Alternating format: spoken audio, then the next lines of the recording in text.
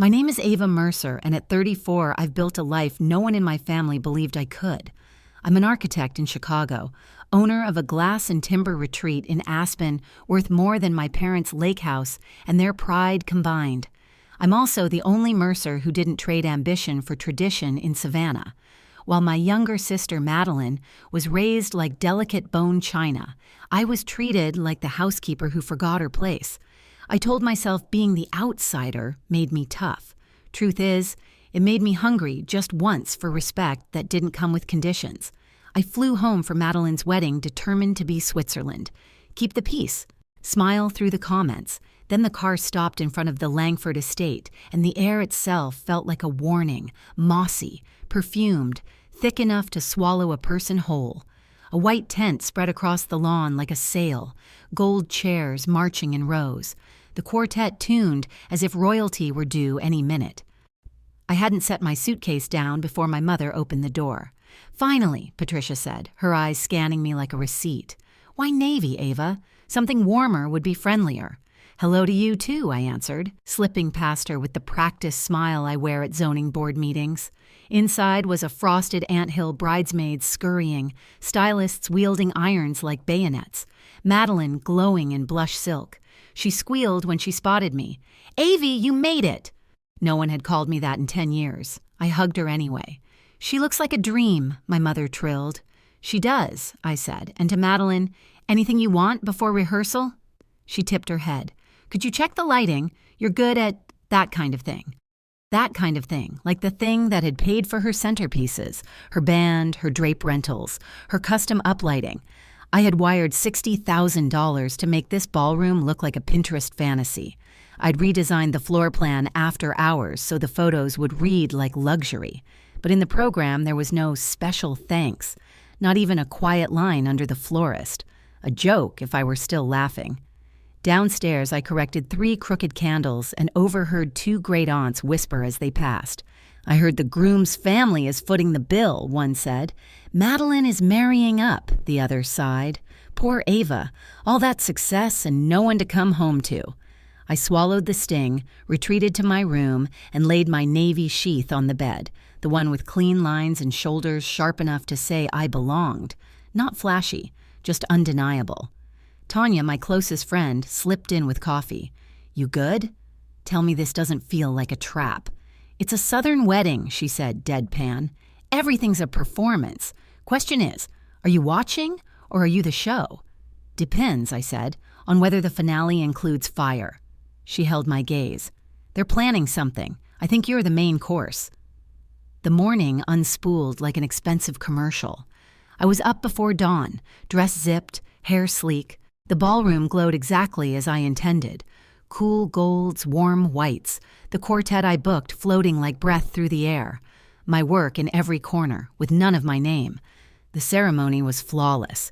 Madeline drifted down the aisle, our mother dabbed at imaginary tears, my father Charles stood beside the groom, already flushed. When the kiss landed, the crowd erupted. I clapped, stayed small. At the reception, champagne moved like mercury. Laughter collected in corners. I stood near the perimeter, watching chandelier light tremble in the glass. Charles rose and tapped his glass with a knife. The quartet cut off mid-phrase. Conversation fell in a tidy wave. "Ladies and gentlemen," he boomed, "a special announcement. A gift from one sister to another." He turned to the head table, grinning. "To show how much this family supports our new beginning, Ava has decided to gift her beautiful Aspen home to the bride and groom." A beat, then applause that sounded like surf. I stood because my knees needed to know I chose them. "That isn't true." My voice felt steadier than my chest. "I never offered my home. It's mine, and I'm keeping it." The sound in the room changed claps, dissolving into whispers. Madeline's eyes went big, the way an actress signals innocence. My father's jaw clicked.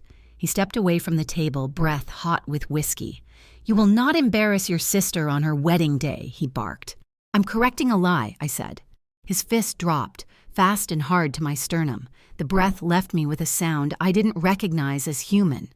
I stumbled, shoulder against table, head kissing wood, a flash of red across white linen, then the metallic taste and the whir of a phone camera's red dot, black. When I woke, antiseptic replaced perfume. A nurse said concussion, chest contusion, 6 scalp stitches. I nodded like those terms belonged to a stranger. Tanya appeared, eyes red, voice tight. It's everywhere, she showed me the video. My father's toast, my refusal, the strike. People gasped in the background. Someone asked if I was breathing. Over 50,000 shares already, Tanya said. Most of them are with you. Madeline? I asked. Posted a crying photo. Prayers during this difficult time. No cause given. Your mother told people you fainted from emotion. I laughed and regretted it. Pain rose like a flare. A tall man stepped in, suit as calm as his voice. Anthony Reyes, counsel.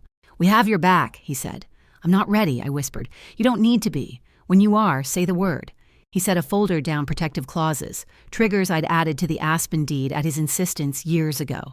Any attempt to coerce a transfer activated litigation. In the ER light, the clause felt less like paranoia and more like prophecy. Let them talk, I said.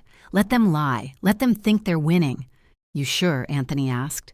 They've never seen me fight. Silence from the Mercers became strategy-cropped wedding carousels, martyrdom posts about family unity, relatives waiting to see where power would land.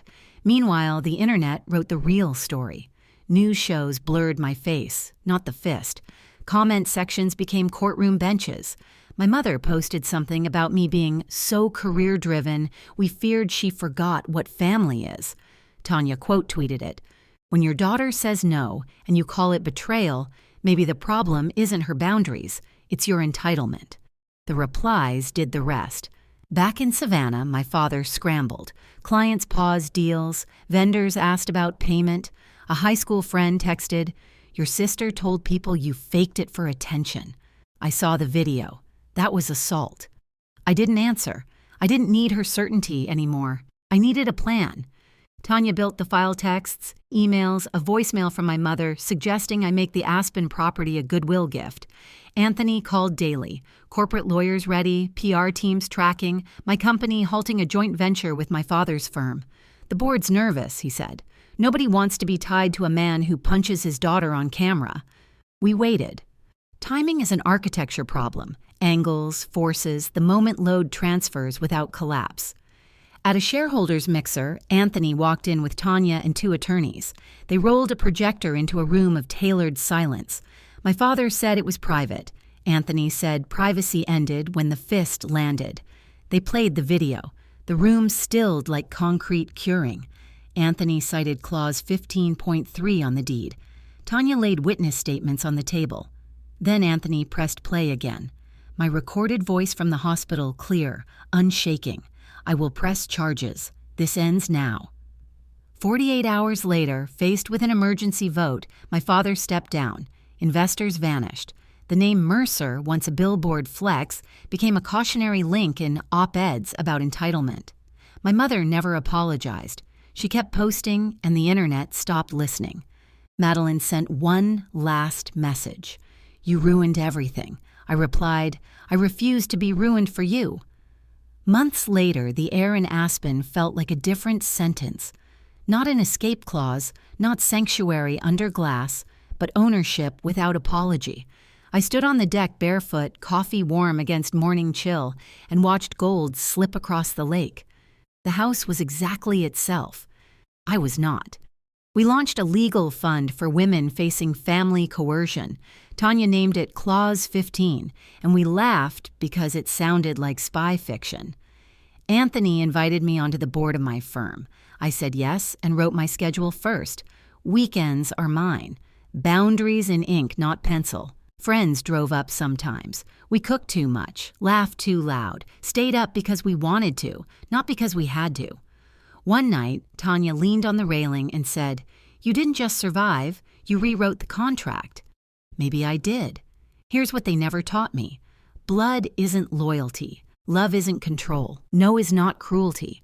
For years, I was told choosing myself was selfish, that success without a ring was a defect, that refusing was starting trouble. Turns out, the trouble was the price of peace. and I was done paying in silence. The bruise on my chest faded. The scar at my hairline thinned to silver. The fire didn't dim. It just burned cleaner. Standing where mountain meets sky, I felt truth settle like breath. You're not ungrateful for drawing a line. You're not difficult for asking to be seen. You're allowed to keep what you built. You're allowed to choose quiet over performance. I took one last sip of coffee and stepped back into the house no one could misname as theirs. Not by lie, not by guilt, and certainly not by force. The house was never the point. The point was me, and that was never theirs to take.